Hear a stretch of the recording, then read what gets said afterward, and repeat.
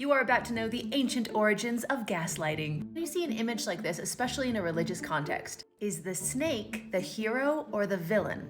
If you call someone a snake, is it a compliment or no?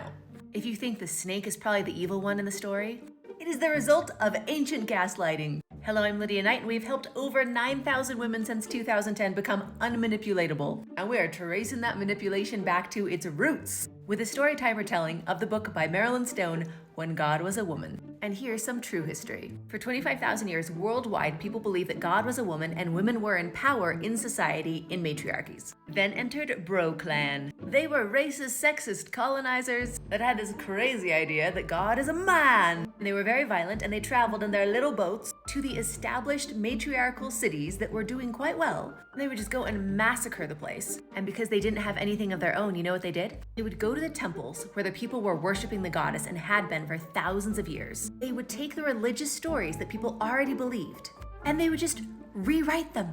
They would swap the goddess woman names with a dude's name. We literally know this because a lot of times they would do a really bad job and just like miss a bunch of places that they hadn't swapped out the goddess name for a dude's name. They would start telling all of these made up stories of when man god came and slayed the snake, because the snake represented the goddess. Women who are worshipped were often symbolized by either a cow or a snake. That's why we've got all these BroClan stories in the Bible and otherwise, where the snake was slain, the dragon was slain by man god. And they would just gaslight entire cities of people and be like, no, it was always that way. And oh, look, the stories point to that we should be in charge. Next, we'll talk about man god's fragile masculinity.